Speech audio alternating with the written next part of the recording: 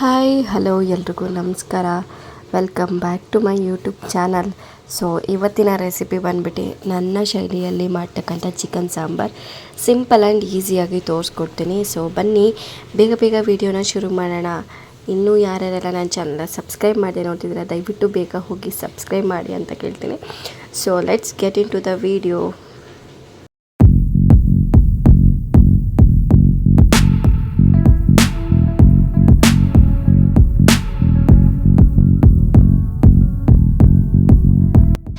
ಹಾಗೆ ಯಾರ್ಯಾರು ಇನ್ನೂ ಲೈಕ್ ಕೊಟ್ಟಿಲ್ಲ ದಯವಿಟ್ಟು ಲೈಕ್ ಮಾಡಿ, ಕಮೆಂಟ್ ಮಾಡಿ, ಶೇರ್ ಮಾಡಿ, ಪೂರ್ತಿಯಾಗಿ ನೋಡಿ, ಕೊನೆವರೆಗೂ ನೋಡಿ. ಈ ಒಂದು ವಿಡಿಯೋ ನಿಮಗೆ ಯೂಸ್ಫುಲ್ ಆಗ್ಬೋದು ಅಂತ ಅಂದ್ಕೊಂಡಿದ್ದೀನಿ. ಸೊ ಫಸ್ಟು ನಾನು ಮಣ್ಣಿನ ಪಾತ್ರೆ ತೊಗೊಂಡಿರೋದಲ್ವ, ಅದಕ್ಕೆ ನಮಸ್ಕಾರ ಎಲ್ಲ ಮಾಡ್ಕೊಂಬಿಟ್ಟು ಶುರು ಮಾಡ್ತಾಯಿದ್ದೀನಿ. ಯಾಕೆಂದರೆ ನಮಗೆ ಅದು ಅನ್ನ ಕೂಡ ದೇವರು ಅಲ್ವಾ, ಹಾಗಾಗಿ ಇವಾಗ ನಾನು ರೋಸ್ಟ್ ಮಾಡ್ಕೊಳ್ಳೋಕ್ಕೆ ಮಸಾಲೆನ ಎಲ್ಲ ಹುರ್ಕೊಳ್ತಾ ಇದ್ದೀನಿ. ಹುರ್ಕೊಂಡಾದಮೇಲೆ ಅದನ್ನು ಮಿಕ್ಸರ್ ಗ್ರೈಂಡ್ಗೆ ಹಾಕ್ಕೊಳ್ತಾ ಇದ್ದೀನಿ. ಫಸ್ಟು ಮಸಾಲೆಗೆ ಏನೇನು ಬೇಕೋ ಅದನ್ನು ನಾನಿವಾಗ ಹುರ್ಕೊಳ್ತಾ ಇದ್ದೀನಿ. ಮೊದಲಿಗೆ ನಾನು ಇಲ್ಲೊಂದು ಬಾಣಲಿ ತೊಗೊಂಡಿದ್ದೀನಿ ಮಸಾಲೆನ ಹುರ್ಕೊಳ್ಳೋಕ್ಕೆ. 3-4 ಟೇಬಲ್ ಸ್ಪೂನಷ್ಟು ನಾನು ಎಣ್ಣೆನ ಹಾಕ್ಕೊಳ್ತಾ ಇದ್ದೀನಿ. ಯಾಕೆಂದರೆ ಎಣ್ಣೆ ಹಾಕ್ಕೊಂಡಿಲ್ಲ ಅಂತ ಅಂದರೆ ಹಾಗೇನೂ ನೀವು ಡ್ರೈ ಮಾಡಿ ಹಾಕ್ಕೊಳ್ಬೋದು, ಇಲ್ಲಾಂದರೆ ಒಂಥರ ಸೀದೋಗಿರೋ ಥರ ಟೇಸ್ಟ್ ಬರುತ್ತೆ, ಅದು ಮಸಾಲೆ ಎಲ್ಲ ಅದೇ ಸ್ಮೆಲ್ಲು ಬರ್ತಾ ಇರುತ್ತೆ. ಅದಕ್ಕೆ ನಾನು ಆಯಿಲ್ನ ಹಾಕ್ಕೊಳ್ತಾ ಇದ್ದೀನಿ. ಆಯಿಲ್ನ ಹಾಕ್ಕೊಬಿಟ್ಟು ನಾನು ಇದು ಮಾಡ್ತಾಯಿದ್ದೀನಿ. ಫಸ್ಟಿಗೆ ನಾನಿಲ್ಲಿ ಸ್ಪೈಸಸ್ನ ತೊಗೊಂಡಿದ್ದೀನಿ. ಚಕ್ಕೆ, ಲವಂಗ ಮತ್ತು ನೀವು ಪಲಾವ್ ಎಲೆನೂ ಹಾಕ್ಕೊಳ್ಬೋದು. ನಾನು ಇದೇ ಥರನೇ ಮಾಡೋದು, ನಾನು ಮಾಡೋ ಥರ ತೋರಿಸ್ತಾ ಇದ್ದೀನಿ ಅಷ್ಟೇ. ಇದೆಲ್ಲ ಸ್ವಲ್ಪ ಮಟ್ಟಿಗೆ ಎಲ್ಲ ಚಿಟಿಪಿಟಿ ಅಂದಾದಮೇಲೆ ಒಂದು ಅರ್ಧ ಶುಂಠಿನ ನಾನು ಚಿಕ್ಕದಾಗಿ ಒಂದು ಮೀಡಿಯಮ್ ಸೈಜಷ್ಟು ಕಟ್ ಮಾಡ್ಕೊಂಡಿದ್ದೀನಿ. ನಾನು ಇದನ್ನು ಕೂಡ ಇವಾಗ ಸೇರಿಸ್ಕೊಳ್ತಾ ಇದ್ದೀನಿ. ನೀವು ಬೇಕಾದರೆ ಶುಂಠಿ ಬೆಳ್ಳುಳ್ಳಿ ಪೇಸ್ಟ್ನು ಕೂಡ ಹಾಕ್ಕೊಳ್ಬೋದು. ಎಲ್ಲ ಮಸಾಲೆನೆಲ್ಲ ಆದಮೇಲೆ ಲಾಸ್ಟಲ್ಲಿ ಇದು ಹಸಿ ಸ್ಮೆಲ್ ಹೋಗೋವರೆಗೆ ಹಂಗೆ ಬೇಕಾದರೂ ಹಾಕ್ಕೊಳ್ಬೋದು. ಹಾಗೆ ಇಲ್ಲಿ ನಾನು ಒಂದು 10-12 ಹೆಸರು ಬೆಳ್ಳುಳ್ಳಿನ ತೊಗೊಂಡು ಇಲ್ಲಿ ನಾನು ಚೆನ್ನಾಗಿ ಫ್ರೈ ಮಾಡ್ಕೊಳ್ತಾ ಇದ್ದೀನಿ. ಚೆನ್ನಾಗಂದರೆ ಸೀದೋಗೋ ಥರ ಮಾಡ್ಕೊಳ್ಬೇಡಿ, ನಾರ್ಮಲಾಗಿ ಮಾಡ್ಕೊಳ್ಳಿ. ಇದೆಲ್ಲ ಇವಾಗ ಚೆನ್ನಾಗಿ ಫ್ರೈ ಆದಮೇಲೆ ರೆಡ್ ಕಲರ್ ಮೆಣಸಿನ್ಕಾಯಿನ ಹಾಕ್ಕೊಳ್ತಾ ಇದ್ದೀನಿ. ಅಂದರೆ ನೀವು ಬ್ಯಾಡ್ಗೆ ಬೇಕಿದ್ರೂ ಹಾಕ್ಕೊಳ್ಬೋದು, ಇಲ್ಲಾಂದರೆ ಗುಂಟೂರು ಮೆಣಸಿನ್ಕಾಯಿ ಬೇಕಿದ್ರೂ ಹಾಕ್ಕೊಳ್ಬೋದು. ಕಲರ್ಗೆ ನೀವು ಬ್ಯಾಡ್ಗೆ ಮೆಣಸಿನ್ಕಾಯಿ ಹಾಕ್ಕೊಂಡ್ರು ಬರುತ್ತೆ. ಗುಂಟೂರು ತುಂಬ ಖಾರ ಇರುತ್ತೆ, ಅದು ನೀವು 2 ಹಾಕ್ಕೊಂಡ್ರು ಕೂಡ ನಡೆಯುತ್ತೆ. ನಾನಿಲ್ಲಿ ಹಾಕ್ಕೊಂಡು ಲೋ ಫ್ಲೇಮಲ್ಲೇ ಇಟ್ಕೊಂಡು ಚೆನ್ನಾಗಿ ಇದನ್ನು ರೋಸ್ಟ್ ಮಾಡ್ಕೊಳ್ತಾ ಇದ್ದೀನಿ. ನೆಕ್ಸ್ಟು ನಾನು ಒಂದು 1/4 ಬೌಲಷ್ಟು ಧನಿಯಾ ಬೀಜನ ನಾನು ಸೇರಿಸ್ಕೊಳ್ತಾ ಇದ್ದೀನಿ. ಈಗಲೇ ಸೇರಿಸ್ಕೊಳ್ತಾ ಇದ್ದೀನಿ. ಏಕೆಂದರೆ ನೀವು ಫಸ್ಟಲ್ಲೇ ಹಾಕ್ಕೊಂಡ್ಬಿಟ್ರೆ ಇದು ಸೀದೋಗ್ಬಿಡುತ್ತೆ. ನನಗಾಗಿದೆ ಇದು, ಅದಕ್ಕೇ ಇದೆಲ್ಲ ಸ್ವಲ್ಪ ಹಾಕ್ಕೊಂಡಾದ್ಮೇಲೆ ಲೋ ಫ್ಲೇಮಲ್ಲಿ ಇಟ್ಕೊಂಡೇ ಆದಷ್ಟು ನೀವು ಫ್ರೈ ಮಾಡ್ಕೊಳ್ಳಿ. ಇಲ್ಲ ಅಂತ ಅಂದರೆ ಸೀದೋದ್ರೆ ಇಡೀ ಅಡುಗೆನೇ ಕೆಡುತ್ತೆ ಅಂತ ಹೇಳ್ತಾ ಇರ್ತಾರೆ ಎಲ್ಲರೂ ಕೂಡ. ಕೆಡೋದೇನು ಹಾಳಾಗೋಗ್ಬಿಡುತ್ತೆ, ಅಷ್ಟು ಆಗೋಗ್ಬಿಡುತ್ತೆ. ಯಾಕೆಂದರೆ ನಾವು ತಿಂತಾ ಇದ್ದರೆ ಅದೇ ಟೇಸ್ಟೇ ಬರ್ತಾ ಇರುತ್ತೆ ನಮಗೆ. ಸೊ ಹಂಗಾಗಿ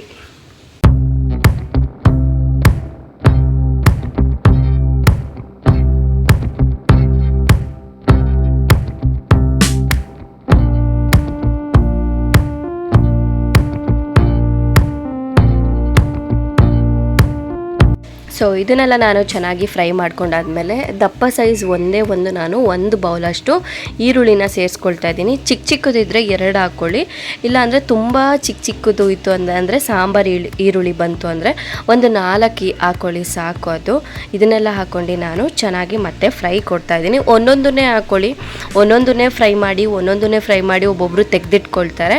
ನಾನೆಲ್ಲ ಒಟ್ಟೊಟ್ಟಿಗೆ ಒಂದೊಂದನ್ನೇ ನಿಧಾನಕ್ಕೆ ಎಲ್ಲ ಚೆನ್ನಾಗಿ ನಿಧಾನ ಉರಿಲಿಟ್ಕೊಂಡು ಫ್ರೈ ಮಾಡ್ಕೊಂಡು ಹಾಕ್ಕೊಳ್ತಾ ಇದ್ದೀನಿ. ಯಾಕೆಂದರೆ ಎಲ್ಲ ಒಂದು ಇಂಗ್ರೀಡಿಯೆಂಟ್ಸು ಅದಕ್ಕೆ ಮಿಕ್ಸ್ ಆದಾಗ ಟೇಸ್ಟ್ ಇನ್ನೂ ಚೆನ್ನಾಗಿ ಬರುತ್ತೆ. ಹಾಗಾಗಿ ಈಗ ನಾನು 1 ದಪ್ಪ ಸೈಜ್ ಈರುಳ್ಳಿನ ಹಾಕ್ಕೊಂಡು ಫ್ರೈ ಮಾಡ್ಕೊಳ್ತಾ ಇದ್ದೀನಿ.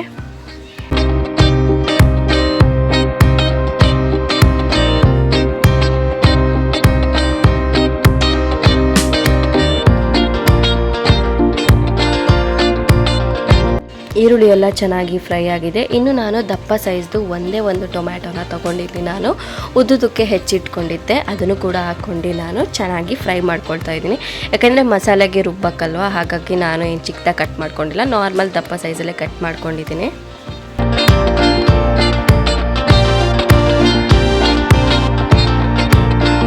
ಇವಾಗ ನಾನು ಏನು ಮಾಡಿದೆ ಅಂದರೆ ಮೆಣಸಿನ್ಕಾಯಿನ ಸ್ವಲ್ಪ ಸಪ್ರೇಟಾಗಿ ತೆಗೆದಿಟ್ಕೊಂಡೆ. ಯಾಕೆಂದರೆ ಈರುಳ್ಳಿ ಟೊಮ್ಯಾಟೊ ಇನ್ನೂ ಸ್ವಲ್ಪ ಚೆನ್ನಾಗಿ ಫ್ರೈ ಆಗಲಿ ಅಂತ.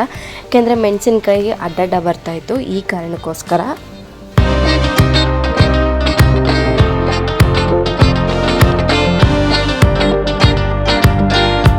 ನೆಕ್ಸ್ಟ್ ಇವಾಗ ನಾನು ಈರುಳ್ಳಿ ಟೊಮೆಟೊ ಎಲ್ಲ ಚೆನ್ನಾಗಿ ಸಾಫ್ಟ್ ಆಗಿದೆ. ಗ್ಯಾಸ್ನ ಆಫ್ ಮಾಡ್ಕೊಂಡು ನಾನು ಕಾಯಿ ತುರಿನ ಹಾಕ್ಕೊಳ್ತಾ ಇದ್ದೀನಿ.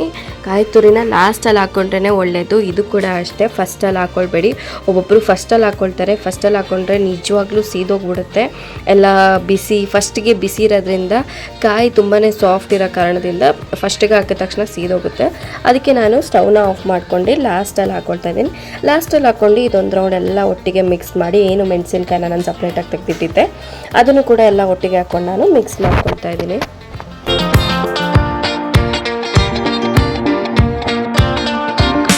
ಲಾಸ್ಟಲ್ಲಿ ನಾನು ಕೊತ್ತಂಬರಿ ಸೊಪ್ಪನ್ನ ಹಾಕ್ಕೊಳ್ತಾ ಇದ್ದೀನಿ. ಇದನ್ನು ಲಾಸ್ಟಲ್ಲಿ ಗ್ಯಾಸೆಲ್ಲ ಆಫ್ ಆದಮೇಲೆ ಹಾಕ್ಕೊಳ್ತಾ ಇರೋದು ನಾನು. ಈಗ ಕಂಪ್ಲೀಟಾಗಿ ಮಸಾಲೆ ತಣ್ಣಗಾಗೋಕ್ಕೆ ಬಿಡಬೇಕು. ಬಿಸಿಲೇ ರುಬ್ಬಬೇಡಿ. ಬಿಸಿಲೇ ರುಬ್ಬಿದ್ರೆ ಮಿಕ್ಸಿ ಜಾರು ಎಗರುತ್ತೆ. ಇಲ್ಲ ಅಂತ ಅಂದರೆ ಇನ್ನೂ ಒಂಥರ ಟೇಸ್ಟ್ ಬರುತ್ತೆ. ಅದು ಸ್ವಲ್ಪ ತಣ್ಣಗಾಗಲಿ. ತಣ್ಣಗಾದಮೇಲೆ ರುಬ್ಬಿ ನಾನೊಂದು 10ರಿಂದ 15 ನಿಮಿಷ ಲಿಡ್ ಕ್ಲೋಸ್ ಮಾಡಿ ಹಾಗೆ ಬಿಟ್ಟು ಈಗ ಯುಕ್ತನ ಕರ್ಕೊಂಡು ಬರೋಣ ಅಂತ ಹೋಗ್ತಾ ಇದ್ದೆ.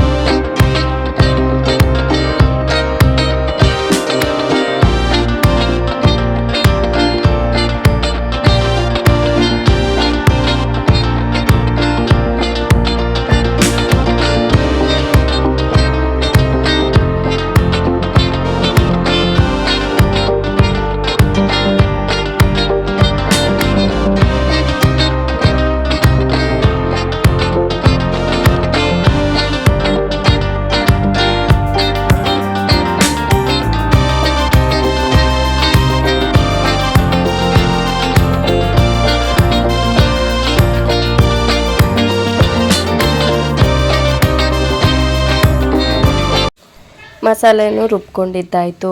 ಪ್ಯಾನ್ಗೆ ನಾನು ಎಣ್ಣೆ ಈರುಳ್ಳಿ ಎಲ್ಲ ಹಾಕ್ಕೊಂಡೆ. ನಾನು ಉಪ್ಪನ್ನ ಚಿಕನ್ನೆಲ್ಲ ಚೆನ್ನಾಗಿ ಉಪ್ಪು ಅರಿಶಿನ ಎಲ್ಲ ಹಾಕಿ ತೊಳೆದಾದ್ಮೇಲೆ ಚಿಕನ್ನೆಲ್ಲ ನೀರಿನ ಅಂಶ ಎಲ್ಲ ಹೋಗಬೇಕಲ್ವ, ಹಾಗಾಗಿ ಮತ್ತೆ ನಾನು ನೀರೆಲ್ಲ ಹಿಂಡಿ ಚೆನ್ನಾಗಿ ಚಿಕನ್ನೆಲ್ಲ ತೊಳ್ಕೊಂಡಾದಮೇಲೆ ಚಿಕನ್ನ ಒಂದು ಪಾತ್ರೆಗೆ ಇವಾಗ ಹಾಕ್ಕೊಂಡು ಅರಿಶಿನ ಮತ್ತು ಸಾಲ್ಟ್ನ ಹಾಕ್ಕೊಂಡು ನಾನು ಇವಾಗ ಚೆನ್ನಾಗಿ ನಾನು ಮಿಕ್ಸ್ ಮಾಡ್ಕೊಳ್ತಾ ಇದ್ದೀನಿ. ಚಿಕನ್ನಲ್ಲಿರೋ ನೀರಿನ ಅಂಶ ಎಲ್ಲ ಬಿಡಬೇಕು. ಅಲ್ಲಿವರೆಗೂ ಇದನ್ನು ನಾನು ಒಂದು 5 ನಿಮಿಷ ಚೆನ್ನಾಗಿ ತಿರುಗಿಸ್ಕೊಂಡಾದ್ಮೇಲೆ ಪ್ಲೇಟ್ನ ಕ್ಲೋಸ್ ಮಾಡಿ ನಾನು ಚಿಕನ್ನಲ್ಲಿರೋ ನೀರಿನ ಅಂಶ ಬಿಡಲಿ ಅನ್ನೋ ಕಾರಣಕ್ಕೋಸ್ಕರ ಇದನ್ನು ಲಿಡ್ನ ಕ್ಲೋಸ್ ಮಾಡ್ತಾ ಇದ್ದೀನಿ.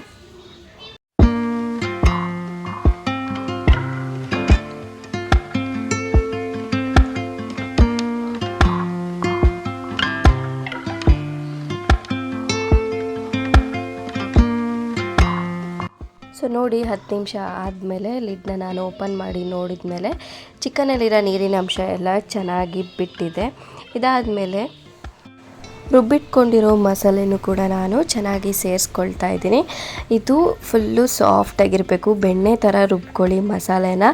ಇಲ್ಲ ಅಂತ ಅಂದರೆ ತರಿ ತರಿ ಸಿಕ್ಕಿದ್ರೆ ಟೇಸ್ಟ್ ಚೆನ್ನಾಗಾಗೋದಿಲ್ಲ, ಕಾಯಿ ಕಾಯಿ ಹಾಗಾಗೆ ಇರಬಾರ್ದು, ಚೆನ್ನಾಗಿ ಸಾಫ್ಟ್ ಆಗಬೇಕು, ಒಳ್ಳೆ ಬೆಣ್ಣೆ ಥರ ಇರಬೇಕು ಪೇಸ್ಟು.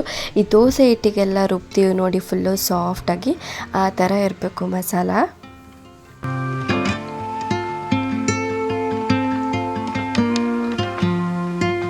ಸೊ ನಿಮ್ಗೆ ಇವಾಗ ನೀರು ಎಷ್ಟು ಕ್ವಾಂಟಿಟಿ ಬೇಕು ಈಗಲೇ ಸೇರಿಸ್ಕೊಬಿಡಿ.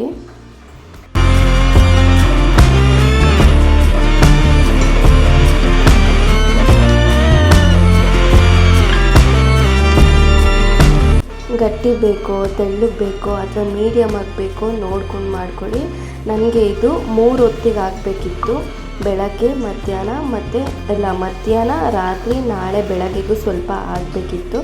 ಆ ಕಾರಣಕ್ಕೋಸ್ಕರ ಸ್ವಲ್ಪ ನಾನು ನೀರು ಜಾಸ್ತಿ ಹಾಕ್ಕೊಂಡೆ.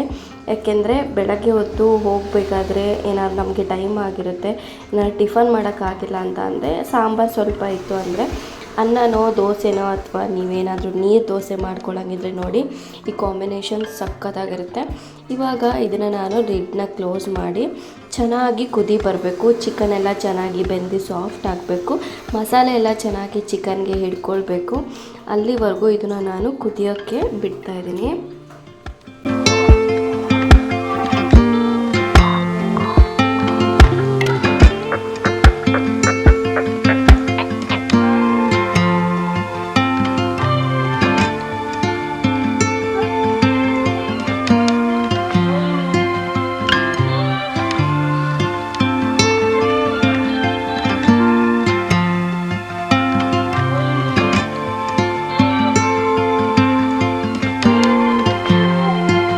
ನೋಡಿದ್ರಲ್ಲ, ನನ್ನ ಶೈಲಿಯ ಚಿಕನ್ ಸಾಂಬಾರು ಇಷ್ಟೇ. ಲಾಸ್ಟಲ್ಲಿ ರುಚಿಗೆ ತಕ್ಕಷ್ಟು ಉಪ್ಪು ಮತ್ತು ಗ್ಯಾಸ್ನ ಆಫ್ ಮಾಡ್ಕೊಂಡು, ಸ್ಟವ್ನ ಆಫ್ ಮಾಡ್ಕೊಂಡು ಕೊತ್ತಂಬರಿ ಸೊಪ್ಪನ್ನು ಕೂಡ ಸೇರಿಸ್ಕೊಳ್ತಾ ಇದ್ದೀನಿ. ಸೊ ನೋಡಿದ್ರಲ್ಲ, ಇಷ್ಟೇ ನನ್ನ ಶೈಲಿಯ ಚಿಕನ್ ಸಾಂಬಾರು. ಈಸಿ ಆ್ಯಂಡ್ ಸಿಂಪಲಾಗಿ ಮಾಡ್ಕೊಂಡಿದ್ದೀನಿ. ಈ ರೆಸಿಪಿ ನಿಮಗೆ ಯೂಸ್ ಆಗಿದೆ ಅಂತ ಅಂದ್ಕೊಳ್ತೀನಿ. ಯೂಸ್ ಆಗಿದ್ದರೆ ದಯವಿಟ್ಟು ಕಮೆಂಟ್ ಮಾಡಿ, ಹೇಗಿತ್ತು ಅಂತ ಅಂದ್ಬಿಟ್ಟು ಕಮೆಂಟಲ್ಲಿ ತಿಳಿಸಿ. ನೀವು ಕೂಡ ಇದೇ ರೀತಿ ಮಾಡ್ತೀರಾ ಅನ್ನಂಗಿದ್ರೆ ಹೌದು ಎಸ್ ಅಂತ ಹಾಕಿ. ಸೊ ಇಲ್ಲಿವರೆಗೂ ನನ್ನ ವೀಡಿಯೋನ ಎಲ್ಲೂ ಸ್ಕಿಪ್ ಮಾಡ್ದಿರ ಕೊನೆವರೆಗೂ ನೋಡಿದ್ದಕ್ಕೆ ನಿಮ್ಮೆಲ್ರಿಗೂ ಧನ್ಯವಾದಗಳು. ಮತ್ತು ಮುಂದಿನ ವೀಡಿಯೋದಲ್ಲಿ ಸಿಗ್ತೀನಿ ನಾನು. ಅಲ್ಲಿವರೆಗೂ ಏನು ಮಾಡ್ತೀರಾ ಹೇಳಿ, ಕೀಪ್ ವಾಚಿಂಗ್. ನನ್ನ ವೀಡಿಯೋಸ್ ನೋಡ್ತಾ ಇರಿ. ಯಾವುದಾದ್ರೂ ಒಂದು ಹೊಸ ವೀಡಿಯೋಸ್ ಜೊತೆಗೆ ಮತ್ತೆ ನಾನು ಬರ್ತೀನಿ. ನೆಕ್ಸ್ಟು ನಾನು ಒಂದು ಪೋಸ್ಟ್ ಹಾಕ್ತೀನಿ. ನನ್ನ ಮ್ಯಾರೇಜ್ ಫೋಟೋಸು ನೋಡಬೇಕಾ, ಮದುವೆ ಫೋಟೋಸ್ ನೋಡಬೇಕಾ, ಅಥವಾ ನನ್ನ ಸೀಮಂತದ್ದು ಫೋಟೋಸ್ ನೋಡಬೇಕಾ, ನಂದು ಮ್ಯಾರೇಜ್ ಬಂದ್ಬಿಟ್ಟು ಏನು ಎತ್ತ ಅಂತ ಅಂದ್ಬಿಟ್ಟು ಯಾವುದ್ರ ಬಗ್ಗೆ ಹಾಕಬೇಕು ಅಂತ ನಾನು ಪೋಸ್ಟ್ ಹಾಕ್ತೀನಿ. ಅದಕ್ಕೆ ನೀವೆಲ್ಲ ಎಷ್ಟು ರೇಟಿಂಗ್ಸ್ ಕೊಡ್ತೀರಾ, ನಾನು ಅದ್ರ ಮೇಲೆ ನೆಕ್ಸ್ಟ್ ನಾನು ವೀಡಿಯೋ ಮಾಡ್ತೀನಿ. ನಿಮ್ಮ ಒಂದೊಂದು ಕಮೆಂಟು ಮತ್ತು ಲೈಕು ಕೂಡ ನಮಗೆ ಅಮೂಲ್ಯವಾದದ್ದು. ದಯವಿಟ್ಟು ಅಷ್ಟೇ ಕಮೆಂಟ್ ಮಾಡಿ. ವೀಡಿಯೋಸ್ಗಳನ್ನ ನೋಡ್ತಾ ಇದ್ದೀರಾ, ತುಂಬ ಖುಷಿ ಆಗ್ತಿದೆ. ಕಷ್ಟಪಟ್ಟು ಎಡಿಟ್ ಮಾಡೋದಕ್ಕೂ ಮಗುನ ಇಟ್ಕೊಂಡು ಎಲ್ಲ ಕೆಲಸ ಮಾಡ್ಕೊಂಡು ಮಾಡೋವಾಗ, ಆ ಥರ ಎಲ್ಲ ನೀವು ನೋಡುವಾಗ ನನಗೆ ತುಂಬಾ ಖುಷಿ ಆಗುತ್ತೆ. ಇದೇ ರೀತಿ ನಿಮ್ಮ ಸಪೋರ್ಟ್ ನನಗಿರಲಿ ಅಂತ ಕೇಳ್ತೀನಿ. ಥ್ಯಾಂಕ್ ಯು ಸೋ ಮಚ್ ಎಲ್ರಿಗೂ.